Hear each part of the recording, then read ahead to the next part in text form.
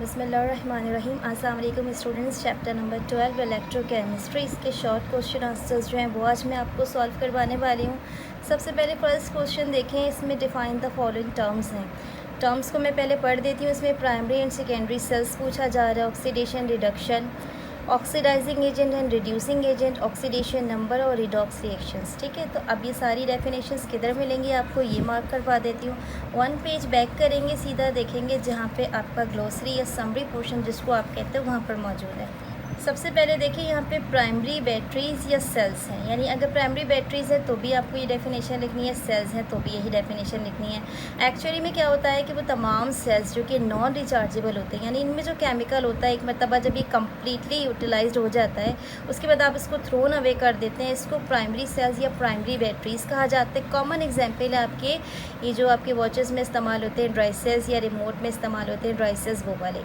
दूसरी है secondary batteries या सेकेंडरी सेल्स। इसमें क्या होता है, रिएक्शन रिवर्सिबल होता है। एक मरतबा जब इसका केमिकल कम्प्लीटली यूटिलाइज हो जाए आप उसको दोबारा इलेक्ट्रिसिटी प्रोवाइड करके रिचार्ज कर लेते हैं और फिर से कंज्यूम कर सकते हैं। इसे कहा जाता है सेकेंडरी बैटरीज़ या सेकेंडरी सेल्स।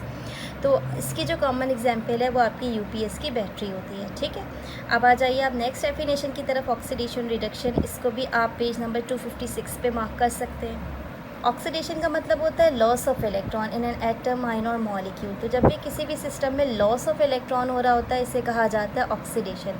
आमतौर पर ऑक्सीडेशन के जो प्रोसेस है इसमें जो भी आप एलिमेंट इस्तेमाल करते हैं उसका ऑक्सीडेशन नंबर इंक्रीज़ हो जाता है। बिल्कुल इसकी अपोजिट रिडक्शन है। रिडक्शन का मतलब क्या होता है कि किसी भी केमिकल प्रोसेस में अगर इलेक्ट्रॉन्स गेन हो रहे हों तो आप इसे कहते हैं कि ये रिडक्शंस है। ये एटम, आयन या मॉलिक्यूल जब भी गेन ऑफ इलेक्ट्रॉन करेगा तो वो रिड्यूस हो जाएगा।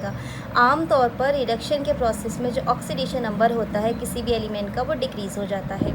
अगली डेफिनेशन ऑक्सीडाइजिंग एजेंट और रिड्यूसिंग एजेंट की है, तो इसको भी देख लीजिए। ये एक्चुअल में होते क्या हैं, इस तरह के स्पीशीज़ होते हैं जो दूसरे सब्सटेंसेस को तो ऑक्सीडाइज कर लेते हैं मगर खुद इटसेल्फ क्या होते हैं, रिड्यूस हो जाते हैं। इसकी एक और डेफिनेशन भी आप बता सकते हैं कि जो भी एजेंट किसी भी सब्सटेंस में ऑक्सीजन प्रोवाइड करे वो ऑक्सीडाइजिंग एजेंट होता है। ठीक है, अच्छा, अब इसी तरीके से रिड्यूसिंग एजेंट बिल्कुल ऑक्सीडाइजिंग एजेंट के अपोजिट होता है। ये ऐसी स्पीशीज़ होते हैं जो किसी भी सब्सटेंस को रिड्यूस करते हैं बट इटसेल्फ क्या होता है, ये खुद ऑक्सीडाइज हो जाते हैं। इसकी दूसरी डेफिनेशन क्या हो सकती है कि ये किसी भी सब्सटेंस में हाइड्रोजन प्रोवाइड करते हैं और इस तरीके से उसको रिड्यूस कर देते हैं। अगली जो डेफिनेशन है वो है रिडॉक्स रिएक्शंस की।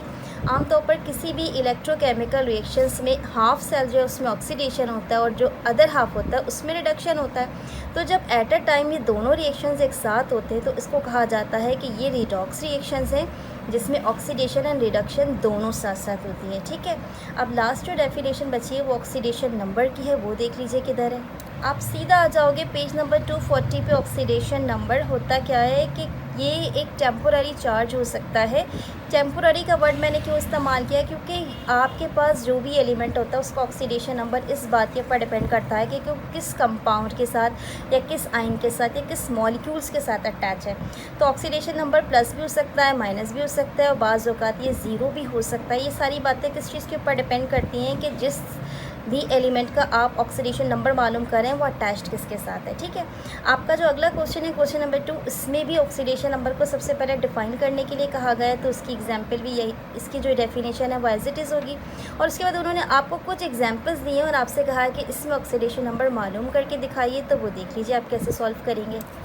तो स्टूडेंट्स क्वेश्चन नंबर 2 में कुछ हमारे पास सैम्पल्स हैं। सबसे पहले क्रोमियम है H2CrO4। मैंने सेल्फ असेसमेंट में भी आपको थोड़ा सा ये काम सिखाया था, एक मरतबा दोबारा बता दूं। हर ऑक्सीजन के ऊपर -2 चार्ज होता है।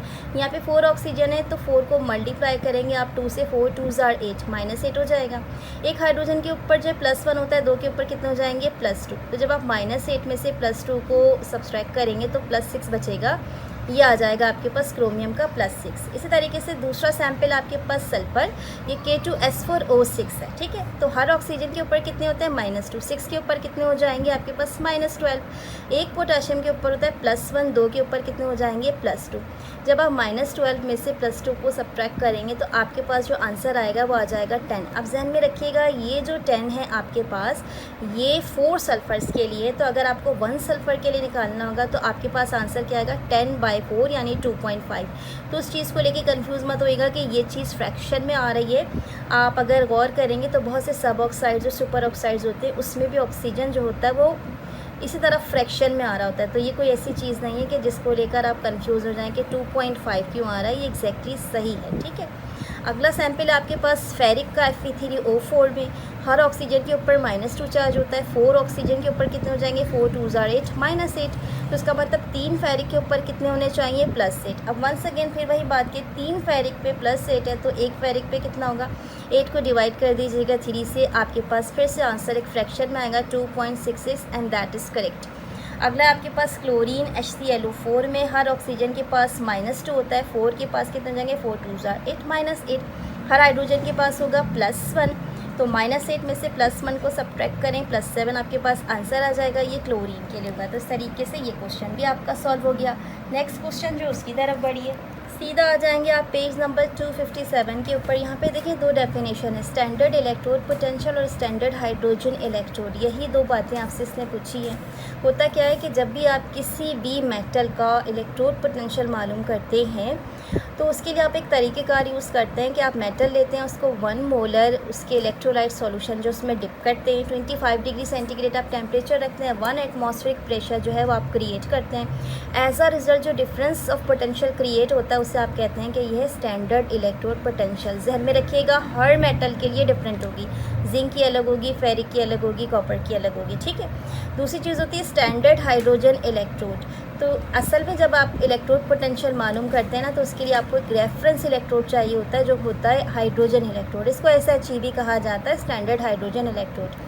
तो होता क्या है कि आपके पास प्लाटीनियम की एक रॉड होती है, इसको आप 1 मोलर एसिड सॉल्यूशन में डिप करते हैं, 1 एटमॉस्फेरिक प्रेशर आप क्रिएट करते हैं, 25 डिग्री सेंटीग्रेड टेम्परेचर रखते हैं। ये सारी आइडियल कंडीशन है जो आप देते हैं। फिर एट दैट टाइम आप इसमें हाइड्रोजन गैस जो है वो क्या करते हैं, पास करते हैं। एज अ रिजल्ट जो पोटेंशियल डिफरेंस क्रिएट होता है वो होता है 0.00 वोल्ट। तो उसका मतलब क्या हुआ कि जब भी आप रेफरेंस इलेक्ट्रोड हाइड्रोजन को इस्तेमाल करेंगे तो जो डिफरेंस ऑफ पोटेंशियल होगा वो कितना होगा, 0.00 वोल्ट। इसी को इस्तेमाल करते हुए हम क्या करते हैं, स्टैंडर्ड इलेक्ट्रोड पोटेंशियल किसी भी मेटल का मालूम करते हैं। अगला क्वेश्चन बड़ा इंटरेस्टिंग है, आपसे पूछा जा रहा है कि आमतौर पर जब भी आप इलेक्ट्रोप्लेटिंग करते हैं तो आप क्या करते हैं कि जो कैथोड होता है उस पर वो मेटल आप प्लेस करते हैं जिसकी आपको इलेक्ट्रोप्लेटिंग करनी होती है। इसका रीज़न क्या है पहले समझा दो फिर मार्क करवा देती हूँ। होता क्या है कि कैथोड ही वो इलेक्ट्रोड होता है जिसमें कोई भी मेटल जो इलेक्ट्रोलाइट का होता है वो आकर डिपॉजिट होता है।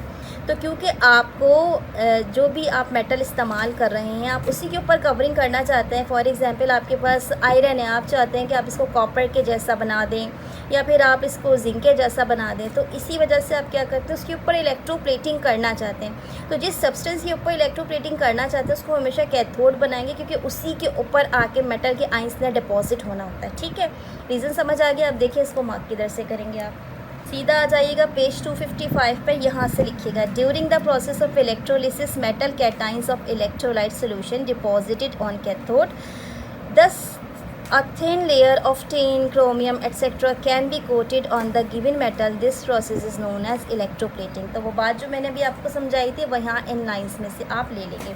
अगला क्वेश्चन बहुत इंटरेस्टिंग है, आपसे पूछा जा रहा है कि कोरूजन क्या चीज़ होती है। इसको देख लें क्या करेंगे आप, कहाँ से मार्क करेंगे। पेज 254 पर आ जाइए। कोरूजन एक्चुअल में एक स्पॉन्टेनियस प्रोसेस होता है ऑक्सीडेशन का, जिसकी वजह से एक ये समझ लीजिए कि लेयरिंग सी फॉर्म हो जाती है जिसको उर्दू में आप कहते हैं कि जंग लगना है। ठीक है, तो एक्चुअल में आपने लिखना कहाँ से देख लें। इसकी एक डेफिनेशन आप सबसे पहले हेडिंग पुट करेंगे और यहाँ से मार्क करेंगे due to chemical interaction between metal and the environment से लेकर यहाँ तक। तो जैसे कि मैंने भी आपको बताया है कि स्पॉन्टेनियस प्रोसेस होता है जिसमें जो भी मेटल है उसकी जो टॉप लेयर होती है वो ऑक्सीडाइज हो जाती है। अब उस ऑक्सीडाइज लेयर की वजह से क्या होता है कि एक अनवांटेड सी आपको जो है ना एक लेयरिंग फील हो जाती है। इसे क्या कहा जाता है, कोरूजन। और ये हार्मफुल होता है क्योंकि आहिस्ता आहिस्ता फिर वो मेटल ना डिपॉजिट होना शुरू हो जाता है।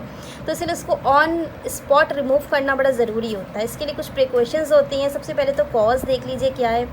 जब आप डेफिनेशन यहाँ से मार्क कर लेंगे उसके बाद आप एक एग्जांपल दे दीजिएगा, क्योंकि आमतौर पर आयरन जो है इसी में रस्टिंग का प्रोसेस बहुत कॉमन होता है। तो ये वाली एग्जांपल दे दीजिएगा आयरन ऑक्साइड वाली। ठीक है, अच्छा अब कॉज पर आ जाइए। बहुत सी थ्योरीज पेश की गई हैं लेकिन जो थ्योरी ज़्यादा फेमस है उसके हिसाब से होता क्या है कि आपका ये जो मेटल है ये इलेक्ट्रोड के तौर पर काम करता है, जबकि एनवायरनमेंट में आपके जो ऑक्सीजन और कार्बन डाइऑक्साइड है ना, ये आपके इलेक्ट्रोलाइट्स के तौर पे एक्ट करते हैं। तो होता क्या है कि क्योंकि यहाँ पे इलेक्ट्रोड्स भी मौजूद हैं, इलेक्ट्रोलाइट्स भी मौजूद हैं, तो इसी वजह से एक इलेक्ट्रोकेमिकल प्रोसेस होता है जिसके रिज़ल्ट में आपको जो चीज़ मिलती है, जो प्रोडक्ट मिलता है, वो क्या होता है, वो होता है कोरोजन यानी जंग। इस प्रोसेस को आप क्या कहते हैं कि ये इलेक्ट्रोकेमिकल प्रोसेस है, और इस तरीके से जो चीज़ लग जाती है उसे कहा जा रहा है कोरोजन। ठीक है। अच्छा, अब आ जाएँ इसकी प्रिवेंटेशन पे। बहुत सी प्रिवेंटेशन है, आपने अपने बड़ों से भी सुना होगा कि जहाँ पर भी रस्टिंग का प्रोसेस है तो बेहतर होता है कि वहाँ पर हम क्या करें, पेंट कर दें। ये सबसे चीप तरीका होता है कि आपके पास अगर आयरन का कोई सब्सटेंस है तो आप उसके ऊपर पहली फुर्सत में क्या करें, पेंट कर दें, ताकि वो कम से कम इंटरेक्शन हो ऑक्सीजन के साथ और वाटर के साथ। दूसरा काम आप क्या कर सकते हैं कि इलेक्ट्रोप्लेटिंग कर सकते हैं, यानी उस आयरन के ऊपर किसी और मेटल की लेयरिंग कर दें, लेकिन ये थोड़ा कॉस्ट वाइज एक्सपेंसिव पड़ेगा।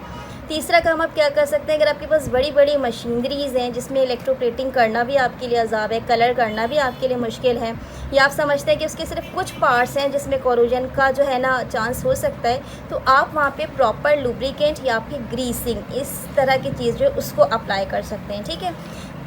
इसके अलावा आप एक और काम कर सकते हैं जो एफिशिएंट हो, जो लॉन्ग टर्म है, वो ये कि आप आयरन के बजाय एलॉयज़ को इस्तेमाल करें, यानी ऐसे सब्सटेंसेस जिनमें इजीली कोरोजन हो जाता है। इसके बजाय हमें चाहिए कि हम उनके एलॉयज़ इस्तेमाल करें। और आप अच्छी तरह जानते हो कि एलॉयज़ क्या होते हैं, कि हमारे पास लेट सपोज़ हमें आयरन का बनाना है तो आयरन ही इसका मेन एलिमेंट होगा, लेकिन इसके साथ साथ इसमें कॉपर की, क्रोमियम की, जिंक की या इस तरह के कुछ और मेटल्स और एलिमेंट्स की आपने क्या करनी है, कंटामिनेशन कर देनी है, जिसकी वजह से उसमें रस्टिंग का जो प्रोसेस होता है वो स्टॉप हो जाता है। ठीक है। तो ये कुछ कॉजेज़ होते हैं, कुछ प्रिवेंटेशन है जो आपने करनी है।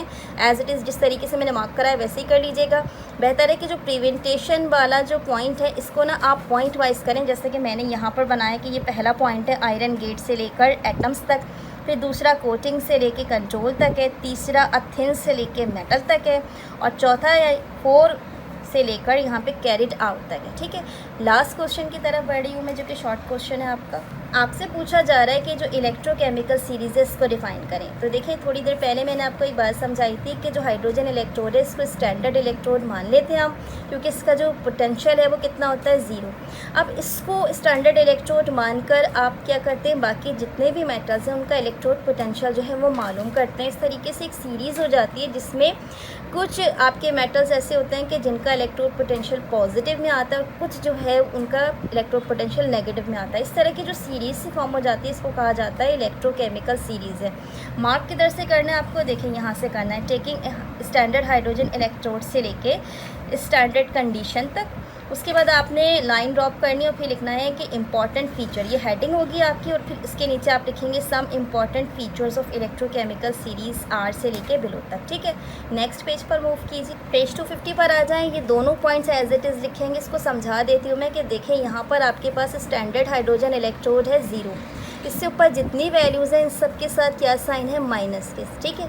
तो जिसके साथ भी माइनस के साइन होते हैं, या ये कह लीजिए कि ये नेगेटिव वैल्यूज़ होती हैं, तो ये तमाम के तमाम नेगेटिव इलेक्ट्रोड पोटेंशियल होते हैं। इनके अंदर ऑक्सीडेशन की प्रॉपर्टी होती है, यानी ये लॉस ऑफ इलेक्ट्रॉन जो है इसकी तरफ ज़रा मूव करते हैं, और ये क्या करते हैं, ये रिड्यूसिंग एजेंट्स के तौर पे काम करते हैं। इसी तरीके से इससे नीचे जितनी भी पॉजिटिव वाली वैल्यू है इनमें आप देखेंगे तो इनमें रिडक्शन का प्रोसेस यानी गेन ऑफ इलेक्ट्रॉन का प्रोसेस जो है ये हाईली इसको अप्रिशिएट करते हैं, ये गेन ऑफ इलेक्ट्रॉन करने की कोशिश करते हैं। ये ऑक्सीडाइजिंग एजेंट के तौर पर यूज़ होते हैं, और ये कैथोड जो है उसके तौर पर आप इस्तेमाल करेंगे। ठीक है। तो यही वाली बातें जो दोनों है ना वो यहाँ इन दोनों पॉइंट्स में एज इट इज़ हैं। इसके साथ ही students short question answers complete हो गए। मैं एक्सट्रीमली एक्सक्यूज़ करना चाहूँगी कि आपने बहुत ज़्यादा कमेंट्स किया था कि मिस ज़रा जल्दी वीडियो अपलोड करें, मगर कुछ प्रॉब्लम्स की वजह से मुझे थोड़ा सा डिले हो गया काम करने में। होपफुली बहुत जल्द मैं इसका जो लॉन्ग क्वेश्चन है इसको भी अपलोड कर दूँगी, और उसके साथ साथ आपके लिए जो एक लास्ट पार्ट बच जाता है जिसमें बैलेंस केमिकल इक्वेशंस करनी होती है आयोनिक, इसको भी अपलोड कर दूँगी सून। अपना बहुत सारा ख्याल रखिएगा। टेक केयर एंड अल्लाह हाफिज़।